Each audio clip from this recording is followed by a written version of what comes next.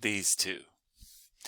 So, Isaac Rosen and Arthur Gorman met in Baltimore City Hall in 1869. City Hall, at this point, was still in the building that used to hold the Peel Museum. They were building a fancy new City Hall, but still in construction. So Rosen and Gorman met, and that meeting was the beginning of them dominating Maryland politics for the next 40 years, for decades. Rosen was a community organizer in the worst ways of the time. He was born in 1833, and he had come up in Baltimore working as an organizer for the Know-Nothings. At the peak of their control of Baltimore, all the violence and intimidation, the plug uglies, that was Rosen's political education. Remember that know-nothing dominance was broken up by mobilized voters and, really, by the federal occupation during the Civil War. And Rosen missed it. That really is my reading. He missed the way that politics used to work, where you intimidated your rivals, shot a few of them, and won the elections. He wanted to bring it back. Not with the Know-Nothing Party, but with the Democrats. Gorman was a few years older, or rather, how do years work?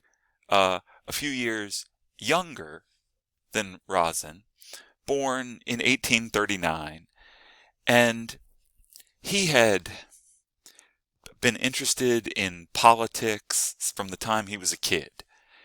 He was one of these kids who carried papers around for politicians.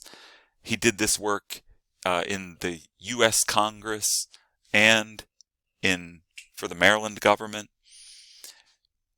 One of these little, they call them page boys often, and they run papers around, but they're next to powerful political figures. And for a lot of these kids, they dream of one day being those powerful political figures. And this was the case for Arthur Gorman. Gorman was also a really talented baseball player here in the early history of baseball. He helped bring the sport to Washington, D.C., and was acknowledged by everybody, I think, to be one of the best players of his era. And that baseball celebrity helped him slide into Maryland politics as an elected official when he joined the House of Delegates in 1869, the same year that he and Rosen met and began their team-up. Rosen was the more behind-the-scenes figure. He's not elected to, governmental positions. He often gets appointed to positions, but that's positions where he doesn't have to do anything. He was the boss in an era of boss politics in big cities. This is always tricky to explain for me, and I've tried to simplify the steps of it in a way that I hope makes it make sense. To say that Rosen was the boss meant that he was atop this political architecture that structured the city of Baltimore. So the city's broken up into 20 different wards. We talked about these before, back in the Know-Nothing days. And in each of those 20 wards, there is a Democratic club. A Democratic club that is set up, above a saloon or a pool hall. And those Democratic clubs help carry out Rosin's orders. Each ward also has a ward leader who takes their orders from Rosin. Remember, none of this is like written down in law anywhere.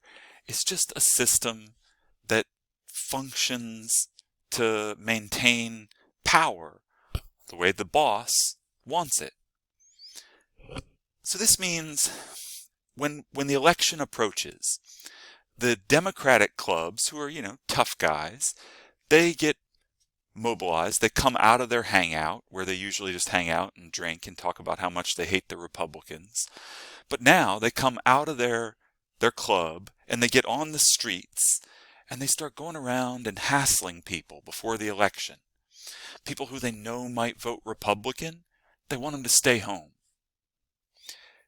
People who might not vote, they want them to turn out and vote Democratic.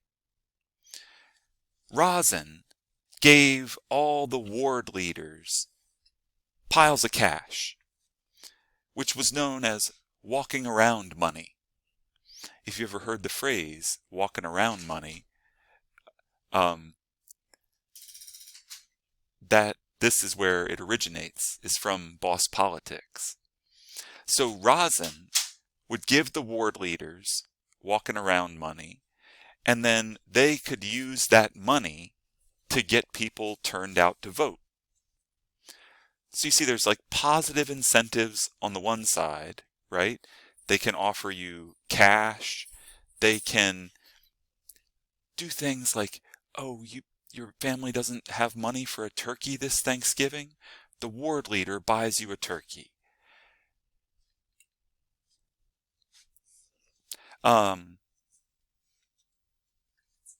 continue this.